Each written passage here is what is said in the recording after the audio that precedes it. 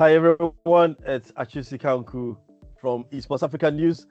But as I always say, whenever I'm speaking to my brothers, my name changes. It is Chinedu Kanu from Igbo State. So yeah, my name is Chinedu Kanu. So Omo, that's the introduction I have for you. I didn't want to say that before we started, but that's my Nigerian name, Chinedu Kanu. But yeah, it's great to always speak to, people in the industry because everyone is doing something really exciting, really important in the industry.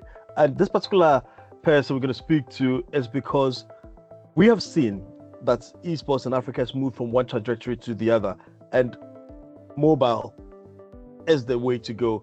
Africa is predominantly mobile, and mobile esports tournaments are growing on the continent. So I'll leave it for Adebayo to give us the full introduction of himself. Don't hold back, and then we'll take on the conversation. So welcome. Yeah, good afternoon. Thank you very much. My name is Adebayo Onigbanjo, and I am the founder of 10N8E Esports. You know what's exciting thing about 10N8E?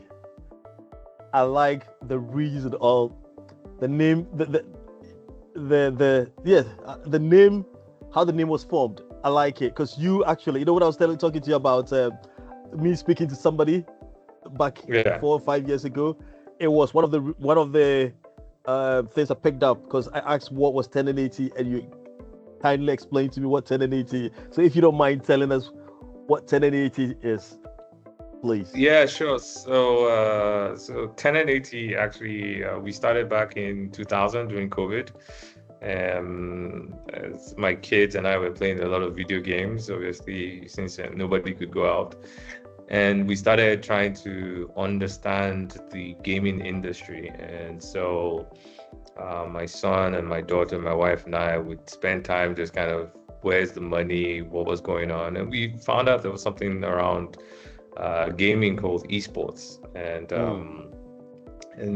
then, as a family, we're not based in Nigeria, but we felt that it was something that we wanted to do in Nigeria. So during the brainstorming process, we knew we wanted something that could identify with Nigeria, but also could go global. So I can't remember exactly who came up with it, but we then said, let's use the longitude and latitude of Nigeria as a name. So 10 nautical, 8 eastern is actually where Nigeria is based on longitude and latitude, and it felt very real. And so we went to 10N8E, and then of course, esports behind it, just to signify that it's an esports organization. But that's how we came up with the name.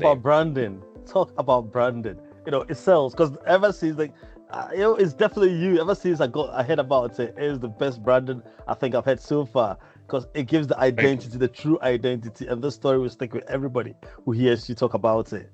It's really exciting. Thank you very much. It's pretty cool, yeah.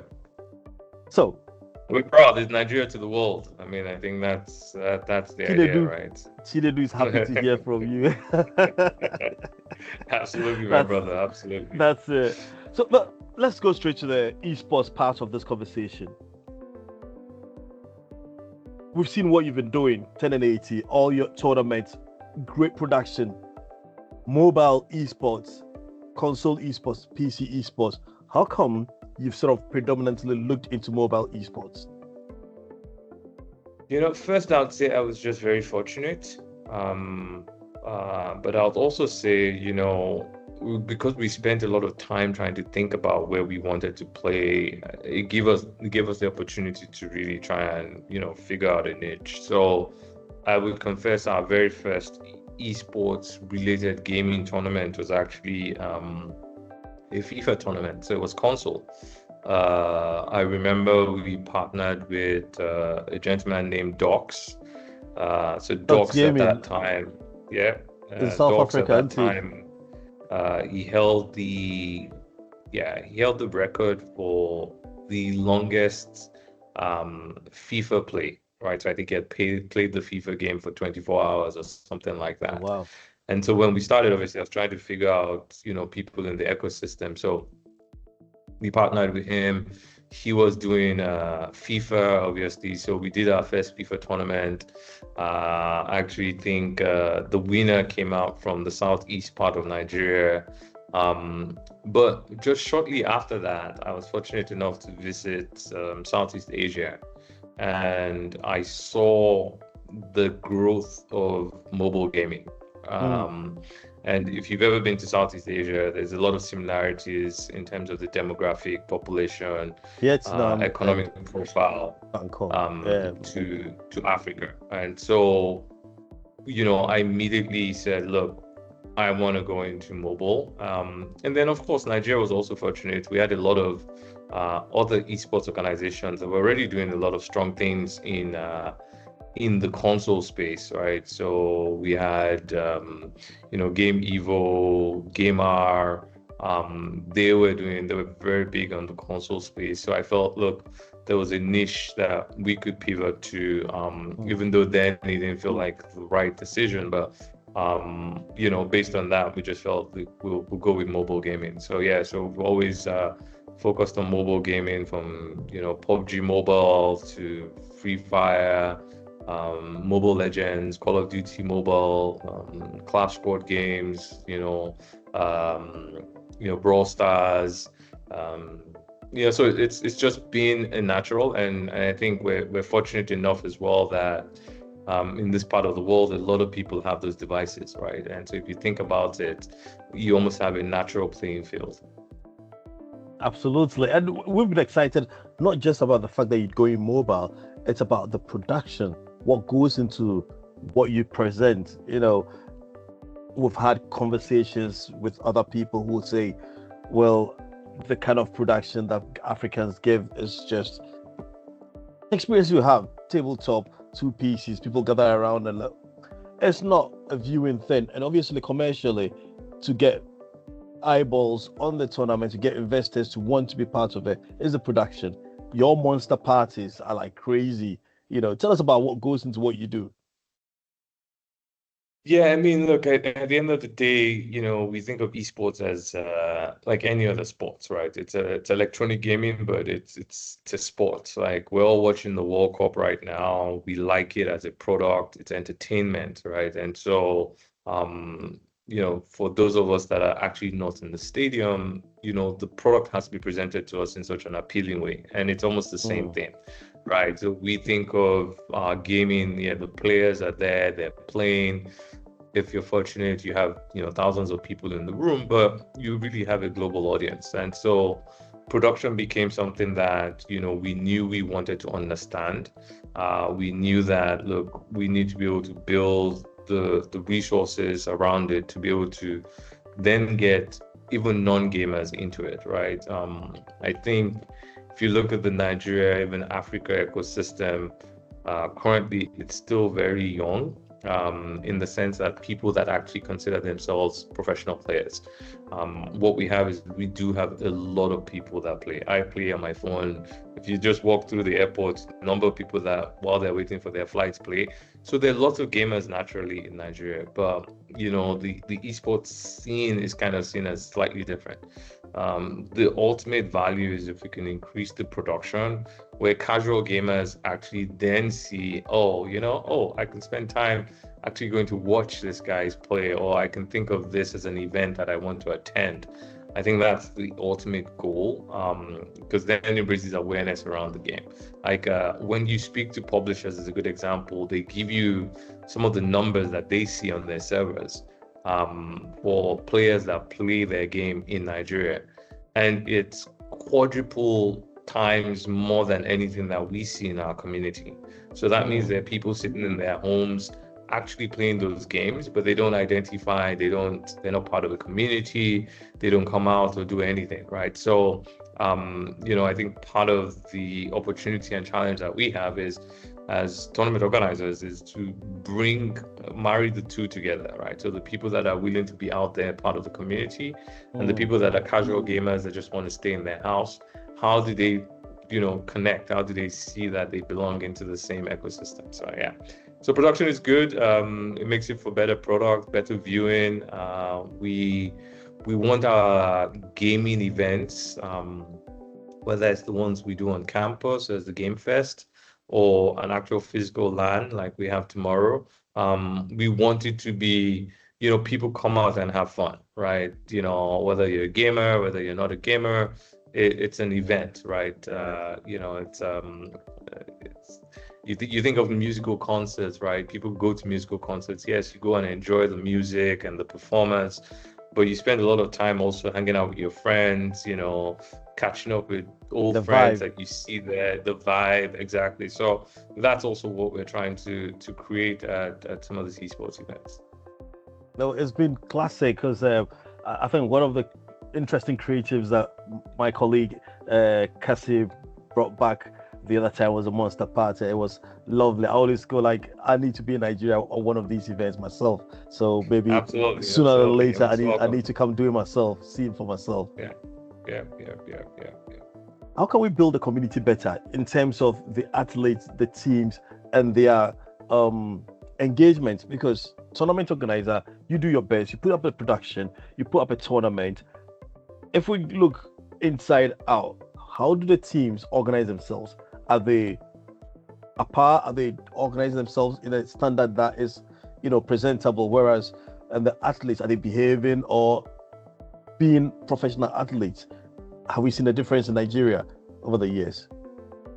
Oh, absolutely. We've seen a big difference. I think, like I said, we've been doing tournaments now multiple years. We've seen the progression. The publishers have started coming into Africa. They're doing their own tournaments. We're seeing representation. Look, like I said, you always think of it as any sports, right? If you take soccer or football that most people understand, there's a Liverpool, right?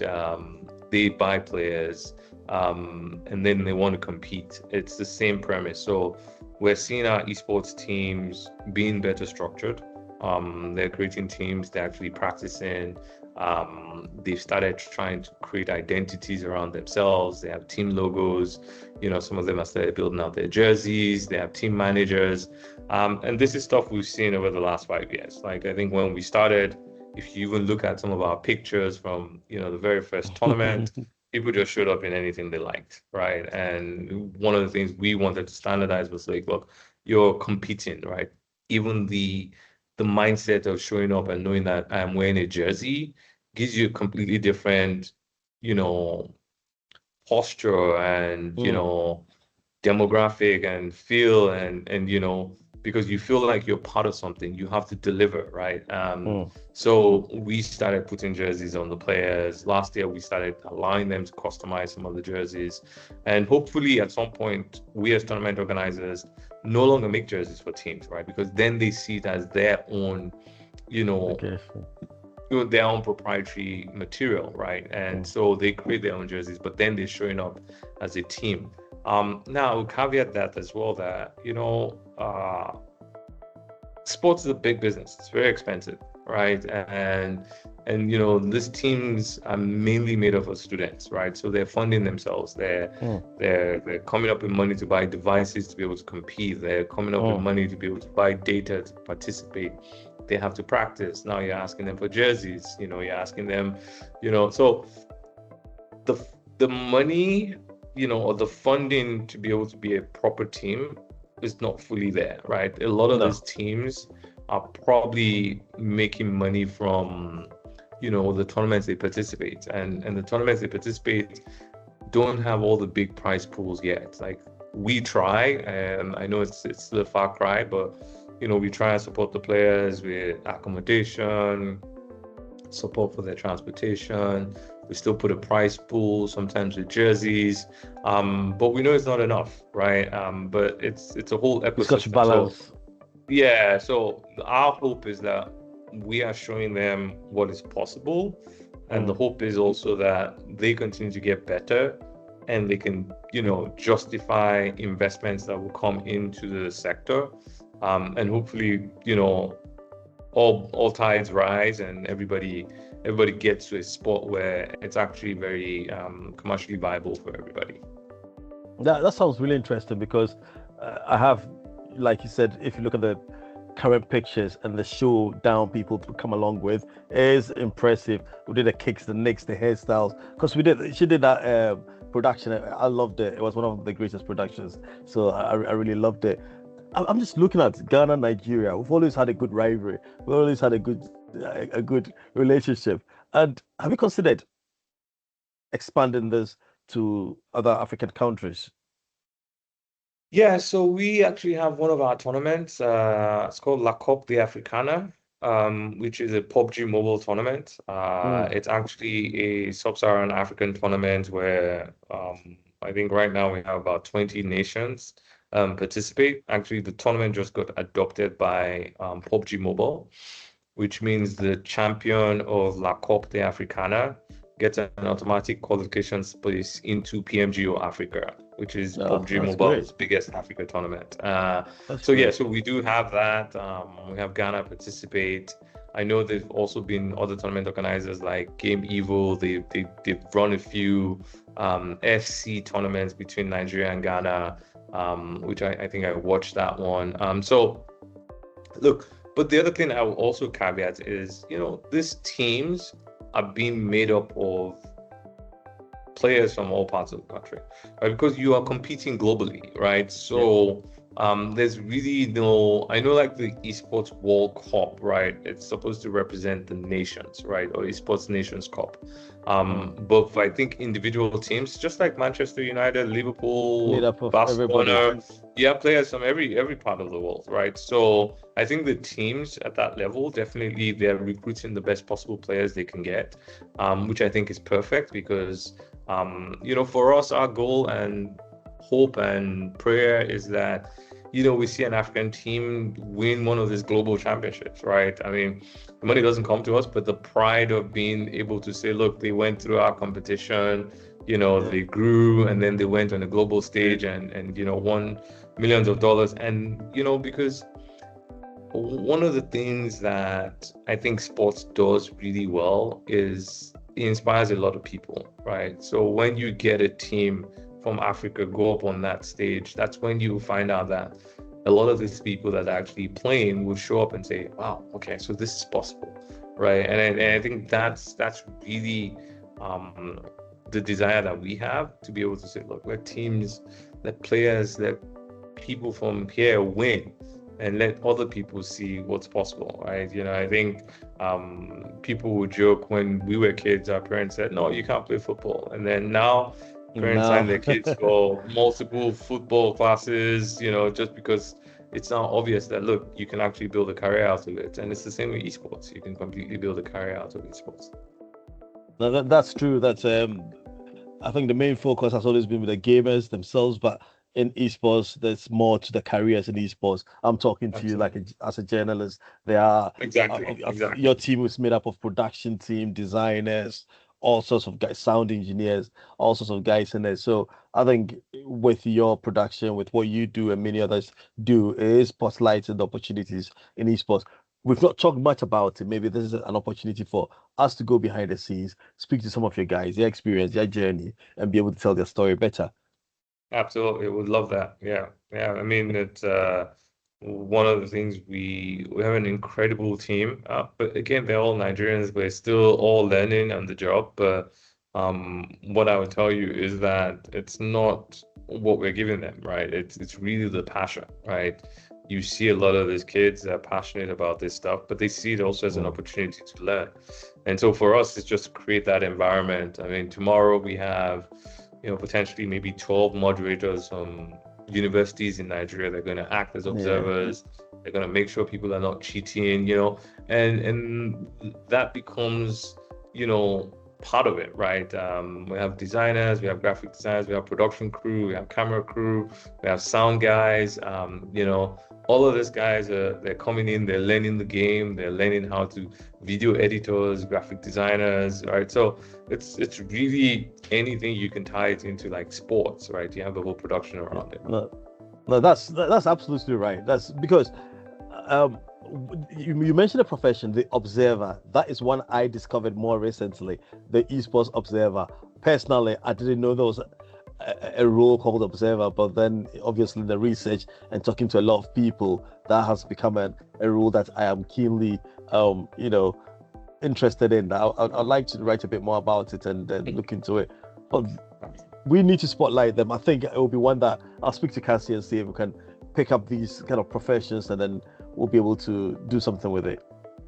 Yeah, sounds good. No, yeah, that's great to talk to these guys because they're all, and the other thing is we're also seeing a lot of people that are taking multi skills, right? So it's not just the people that are there. So we are also trying to offer training as well.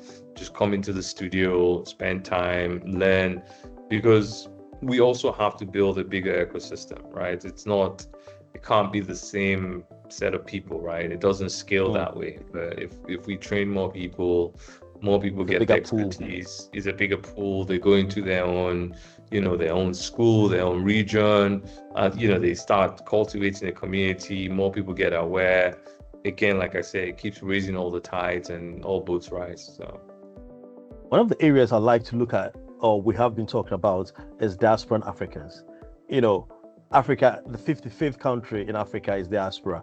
The millions of us out here, and we have not harnessed as esports the great potential of diasporan Africans, either for social play, for country representation, or even investing in the continent. Can you see a correlation of opportunity with that? Yeah, obviously your absolutely. experience as well in the States, so you can Yeah, bring that in. look, I think those opportunities will always exist. I think what needs to happen is people also need to kind of put their hands up, right, and say, look, I'm willing. For example, you're sitting in the UK, but you're championing esports news across the continent, right? Because you put your hand up, right, and you've partnered with people locally, you've identified resources locally that can help you, right? If you just sat you had any passion for esports or that you wanted to do this, right? So I think a big part of anything in life is first put your hand up, and hopefully enough people see it and can rally around you. But having said that, right, the Esports Nations Cup is a good example. 10N8E is responsible for the Nigeria PUBG team, right? When I say responsible, it's basically kind of chaperoning the team, identifying the players, the coach, and preparing the Nigerian team for PUBG Mobile. And one of the things we did was actually made sure that, on the Nigeria team, we could select some foreign players, right? So that are not necessarily based in Nigeria, right? So we need to be intentional about these things, right? But like I always say,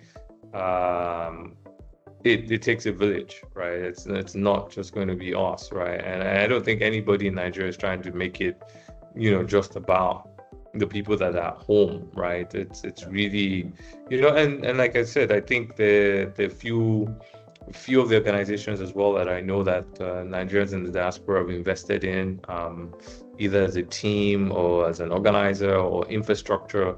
So they're players in the space that are definitely pulling their weight, which is great to see.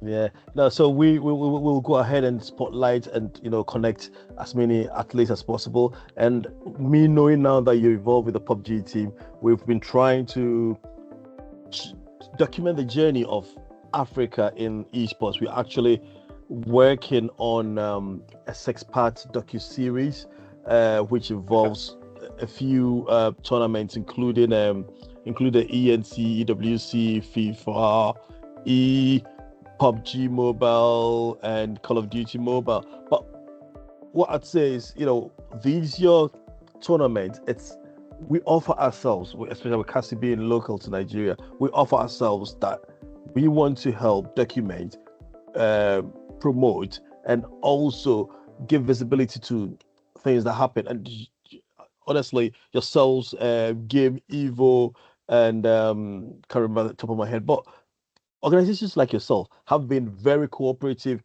very cordial, that we've been at almost all your events. We've had access to all the athletes and everything that we need to be able to do what we need to do. So it's great. And I'm hoping that as we build up this series, we can actually, though it was focused on international tournaments, we've got a part that talks about the growth of the grassroots esports, and that's where many of your tournaments come in. But that's not the end of it. We want to consistently tell the story from different angles. So every time you've got the opportunity that you're doing something, it doesn't need to be the polished version. Like I was saying, we want to talk about the guys behind the scene. We want to talk about your planning session, what goes into it. You know, when you go to the universities, the struggles. We need to tell these stories so people can see differently the various aspects of it. So yeah, we're open to that as well, that we can work together on these activations. Yeah, absolutely. You're always invited. Always invited. Casey knows she's always invited to our events. You know, send the invitation as well to our game events when we go on the university campuses. So yeah, for us it's better because I think to your point, it's we're learning as well, and so it's always good to get other people that have, you know, perspective, views from other markets, other regions, other exposures, to be able to say, look, you can actually do this way, right? You know, because honestly, we're still hacking this stuff, right? But we're really super proud of where we are. But yeah, it's still a long way to go. What will be a key milestone by the end of this year for you, or key milestones? I would say that I think we walked into the year that we definitely wanted to have a studio. I think we've achieved that now, so that's good. But we've seen that immediately, you know, you get a studio, it's almost like, oh, it's not big enough, or you don't have this, and you're missing this. So I would still put that on the table, that look, we just want to have a world-class studio for esports production. All right, so I think that's still come December, it'll be good to see where we are with that. We walked into the year as well hoping that, you know, one of our tournaments could definitely be adopted by one of the publishers as a qualifier, because, you know, we know that we don't have the muscle to put the $10 million prize pools. But if you know, the community or the players can see that, look, if I play this tournament, I get an opportunity to get into the next tournament, and this next tournament then has a 10 million prize pool, then at least there's an incentive to play our tournament. And so, you know, getting La Corp adopted as a, you know, as a slot into the final slot into PMGO, that's a major milestone for us. I would say collectively as a community, I would love to see an African team get onto one of the global tournaments this year. I know it's extremely challenging, but you never know. So, you know, that's definitely something that will give us a lot of pride, even as, you know, as a tournament organizer, as a community. And then I just say, you know, want to get to the end of the year, again, finding that we've learned from last year, improved some things, and then, you know, we're ready to go again. That would be brilliant, and I'm sure our paths will cross, because I can see us meeting on EWC, meeting on ENC, meeting at the PUBG mobile event, so, or even the Call of Duty mobile event. I do look forward to, you know, having a handshake with you at some point. Sounds good. For sure. It's most definitely a hug. Yeah. Chinedu is home, and then we can talk over some palm wine, and then we'll talk. Yes, absolutely, my brother, absolutely. No, but thanks, Adebayo. I know I've been trying to get you for some time, and you're very busy. You've got your main event tomorrow, and we'll be there, Esports Africa News. So great to talk to you, and I appreciate your time. Thank you very much. Really appreciate it.